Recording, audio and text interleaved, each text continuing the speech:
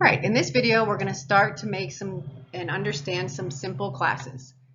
So just to review, this whole semester we've been using a class called Guess Game, not the whole semester, but since we started our Guess Game projects, we have been using a class called Guess Game, and the Guess Game we've been using it just like a structure, because in a struct, by default, all the member variables are public, and in a class, by default, all the member variables are private. So why is there even a difference? Why don't we just use one?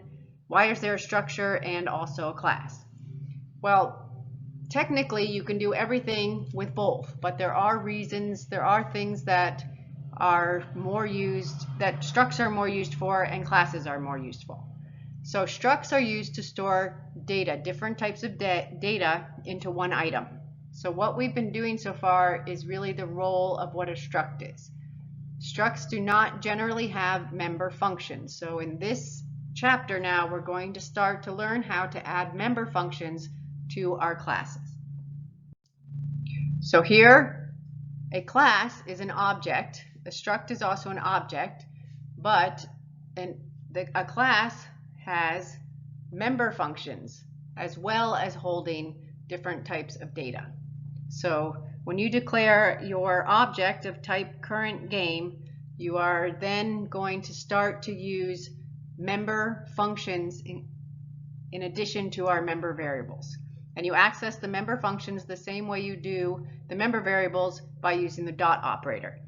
And you define them, so we're going to continue to use the dot operator for our member functions and our member variables. And there's also something we're going to start using. It's called the scope resolution operator.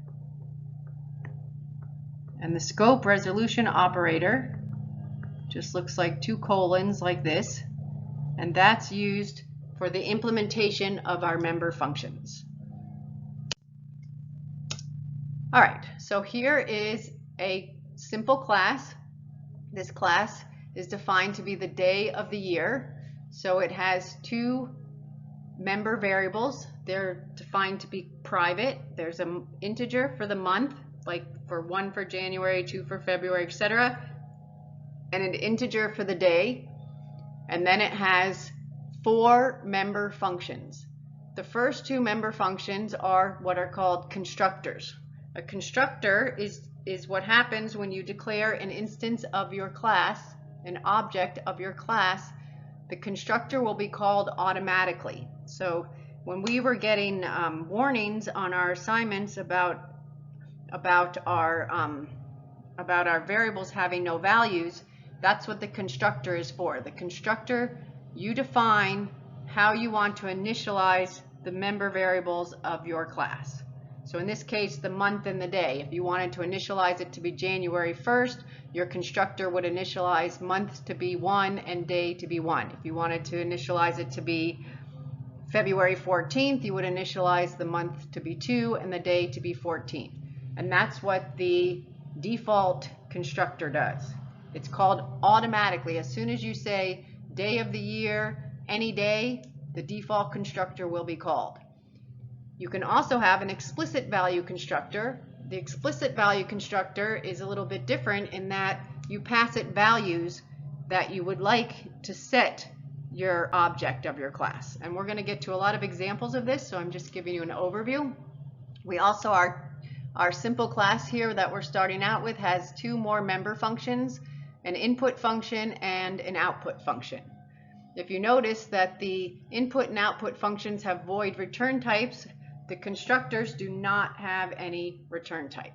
So this is the definition of our class. This is the interface that defines, it's like the prototypes of the functions that are in our class and the member variables.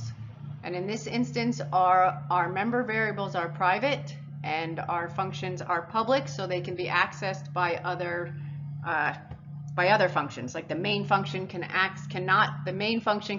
access the private member variables, but the main function can access the public member functions. So a constructor like I said, it's called automatically when an object of the class is declared. And the rule is that your constructor must have the same name as the class. So the class name is day of the year. The name of the constructor, we have two constructors in this case. The name of the constructor is day of the year. So here's an example of using the scope resolution operator. So this is our member function. This is the definition of our output member function right here. So this would be our output member function when we go to write the definition, which would, this is not the definition because we have to have the block of code, but the header for the block of code uses what's called the scope resolution operator. So you would have the return type, the name of the class, the scope resolution operator, the name of the function, and the formal parameter list if there are any parameters. All right, so here's our class day of the year, and we're going to now go through the implementation of the different functions. So the first function I have here is the constructor. The constructor, as you notice, it has does not have a return type, it has the name of the class, the scope resolution operator, the name of the function, Now there's a couple of ways in which you can do your constructor. You can do your constructor this way this is the header is right here, and then you can put a colon and define the member variables, the values of the member variables that way. This is the same thing as if you left this part out. It's the same thing as saying month equals 0, day equals 0. Either way will do the same thing. So just wanted to let you know that. So you can either just use this method, a more modern method, to initialize outside of the body of the function, or you can do the initialization inside, but you don't need to do both. At any rate, when an object of day of the year is declared, the default constructor will be called automatically, which means the month and the day will be set to 0, which doesn't make any sense, but it'll have no date. All right, and the overloaded constructor, also called an explicit value constructor, is a constructor in which you pass, it has formal parameters, whatever formal parameters that are important, and again, you decide when you create your instructor how you want to initialize things, but this gives you the opportunity to pass the month and the day to the constructor, and then the month and the day will be set by the explicit value constructor. This is the input function. This function is going to be called if you would like to get the day and the year input by the user. So you would just call this using the dot operator. If you notice, these are constructors, so they do not have the return type. This is a member function, so it has the return type, the name of the class, the scope resolution operator, and the function and the formal parameters. And this is the output function. This function is going to be called, and it's going to print the information onto the screen. Many times this const is used on the outside of the function to indicate that this function does not modify any of the member variables. It's not required. I just added it here to demonstrate to you that it is sometimes included on those functions that do not modify any of the data. So here's an example of the main function. When you declare two objects of type day of the year, you declare, here we're declaring the first object is called today. The second object is called birthday. When this statement executes, the default constructor is going to be called. The default constructor is going to initialize today and birthday both to 0. If you wanted to use the explicit value constructor, what you would do is you could declare day of the year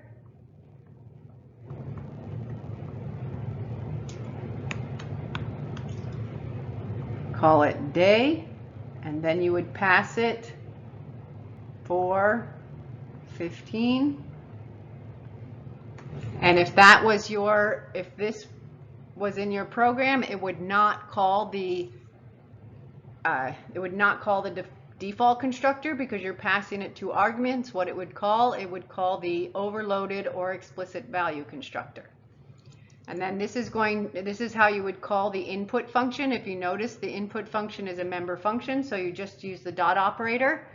So when you get here with today, you have the you would call that. It would jump out of here and into the function, and then it would ask the user to enter the month, enter the day, and those would be stored. So after this input function is called, today.month would be whatever the user entered, and today.day would be whatever the user entered. Also, it's here with the birthday, the same thing, getting it from the user, and then you can use the output function, use the dot operator to access the output function with your objects. So here, just review the constructor. This is the default constructor that is called when you declare an object of your class type, day of the year. The overloaded or explicit value constructor will be called when you pass arguments, when you declare an object of type day of year and you pass it arguments. The input function is going to be called when you want to get input from the user to fill a day of year, and the output function can be called to print the month and the day onto the screen, and it includes this const because the function does not modify any of the member variables. And here's the example calling it from the main function. So let's just talk a little bit about private and public members. So usually you want to make your member variables in your class private, but in our assignments we're going to do some things private and some things public because we're learning and we want to understand how it works. But you usually want to make all of your member variables private and then use accessor and mutator functions in order to access your private member variables. You should always create, the idea is that you create a class that you don't really know how people are going to use your class. So when you create a class, you always want to create accessor and mutator functions to access your member variables. An accessor function usually is used with the word get, and it's going to return the values of your private member variables because another program, another function outside of your class cannot get to those private member variables, so you define an accessor function using usually with the name get, so that you can get those values without having to go in there and access your private members. And a mutator function usually starts with set, and that's used to set values of your member function, private member variables, set values of the private member variables. And these would be public functions because you want them to be able to be accessed outside of your class. So this would be to get values of your private member variables. And in the next video, we are going to talk a lot more about that.